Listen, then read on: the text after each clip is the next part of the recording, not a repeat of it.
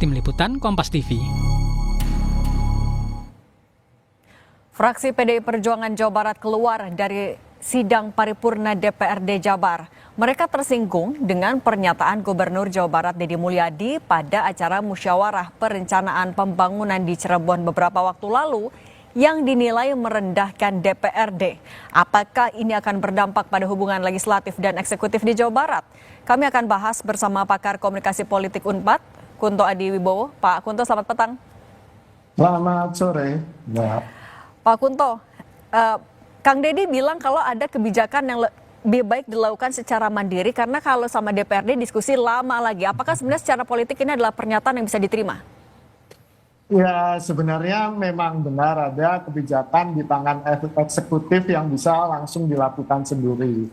Tapi kan komplainnya anggota DPRD Jawa Barat adalah soal anggaran yang kemarin di awal terjadi efisiensi itu hampir 20% Pak Deddy Mulyadi kemudian mengalokasikan anggaran atau melakukan efisiensi lebih dari 20% gitu.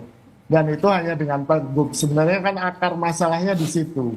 Bukan masalah penggusuran bantaran kali, bukan masalah penggusuran yang ada di puncak, bukan itu sebenarnya gitu. Kalau penggusuran jelas itu haknya eksekutif dan tentu lewat yudikatif ya, langkah hukum, bukan dengan legislatif.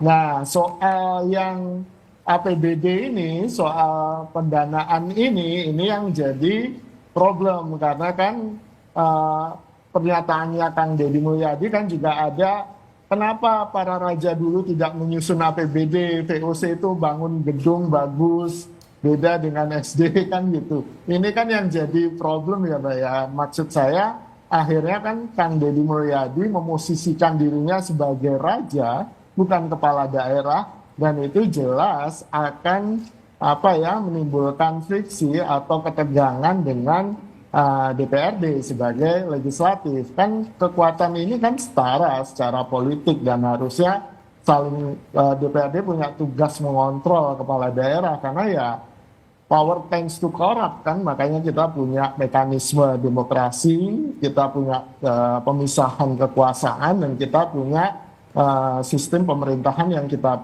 punya sekarang gitu Mbak. Tapi kalau dari pernyataan PDIP dibilang bahwa ini adalah pernyataan yang mendiskreditkan DPRD, apakah itu sebenarnya benar? Ya, sebelum PDIP kan sebenarnya ada kritik juga dari Ketua DPW PKS Jawa Barat yang bilang Kang Deddy Mulyadi terlalu one man show gitu dan tidak ada pelibatan dengan DPRD dan bahkan terkesan DPRD hanya ditinggalkan gitu kan. Dan ketika PDI Perjuangan kemudian mengutarakan bahwa ini semacam penghinaan, ya menurut saya hal yang wajar karena kan di situ ada ada implikasi ujaran dari Pak Gubernur yang bilang bahwa bagus gedung SD-nya yang disetujui oleh DPR, tapi kan tetap rusak gitu kan. Nah ini yang kemudian kan seakan-akan DPRD yang bertanggung jawab atas kerusakan gedung SD ini dan secara secara marwah mungkin secara harga diri mungkin DPRD juga akan bisa merasa tersinggung. Nah Pak Kunto, artinya kalau ada perbedaan pandangan, tapi agar suatu kebijakan tetap bisa diimplementasikan secara cepat, apa yang seharusnya dilakukan oleh eksekutif dan legislatif? Ya duduk bersama mau tidak mau bahwa responsivitas itu bagus. Kang Deddy Mulyadi itu kan salah satu bentuk kepemimpinannya yang paling positif dan diapresiasi oleh rakyat Jawa Barat adalah responsif. Dia cepat gitu. Dan tapi kan tidak semua kebijakan harus cepat-cepat gitu kan. Perlu ada yang kajian matang, deliberasi yang panjang karena ada konsekuensi-konsekuensi. Karena kalau kebijakan yang salah, yang nanggung kan rakyatnya juga gitu, bukan anggota DPRD dan juga bukan gubernurnya. Dan ini yang harusnya menjadi catatan bagi gubernur maupun DPRD Jawa Barat untuk kemudian ya berkolaborasi lah. Kalau memang kepentingannya adalah kepentingan rakyat Jawa Barat, ya itu yang harusnya disepakati di awal. Dan kalau memang Kang Deddy Mulyadi disebut dengan gubernur konten kan kemarin, ya dikontenin aja diskusinya dengan DPRD Jawa Barat, itu mungkin akan lebih terbuka dan rakyat juga bisa berpartisipasi aktif ketika melihat diskusi antara eksekutif dan legislatif, dan di situ kan kepentingan-kepentingan yang diklaim oleh Kang Deddy konstituen partai A, partai B, partai C tadi juga akan terbuka gitu Mbak. Pak Kunto, tapi secara politik, apa dampaknya ke depan setelah adanya penolakan dari PDIP, ada kritik juga dari PKS, apakah akan ada dampaknya di kebijakan ke depannya antara eksekutif dan legislatif? Ya, saya melihatnya bahkan dalam jangka pendek aja sudah ada yang walk out kan gitu. Baru beberapa bulan Kang Deddy Mulyadi memimpin. Lalu kan di jangka panjang sangat mungkin pembahasan perda atau bahkan APBD itu akan berlarut-larut karena ada resistensi dari DPRD, dan dengan berlarut-larutnya pembahasan anggaran, pendanaan program juga akan terancam keberlanjutannya dan juga kebermanfaatannya bagi rakyat.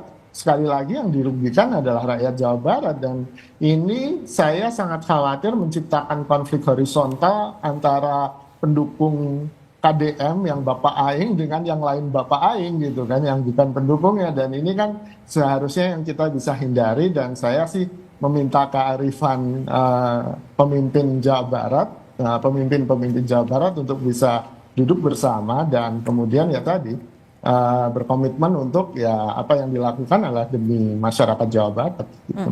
Pak Kunto, untuk PDIP juga sebagai salah satu partai politik pemilik kursi besar di DPRD Jawa Barat, apa yang seharusnya mereka lakukan juga agar sikap mereka tetap bisa merepresentasikan masyarakat Jawa Barat? Ya, PDIP kan juga merepresentasikan konstituennya, dan dia kan salah satu partai dengan kursi yang cukup besar di DPRD Jawa Barat ya Mbak ya. Kalau menurut saya ya dialog harus dibangun gitu kan, tidak hanya dengan walkout, tapi kan setelah walkout ini strategi politik lainnya apa, dan saya pikir PDIP punya banyak kartu yang bisa dimainkan dalam strategi politik ketika berhadapan dengan pemerintahan Deddy Mulyadi di Jawa Barat ya sebagai gubernur. Nah ini kan yang kita tunggu juga. Kita tunggu PDIP menjadi oposisi yang bagus, oposisi yang kritis, oposisi yang bisa menjadi fungsi kontrol yang baik terhadap pemerintahan KDM di Jawa Barat. Oke, Pak Kunto Adi Wibowo, pakar komunikasi politik Unpad, terima kasih sudah berbagi di Kompas Petang. Sehat selalu ya Pak Kunto. Terima kasih. Usai jeda, Saudara, Istana menegaskan komitmen pemerintah akan memberantas aksi premanisme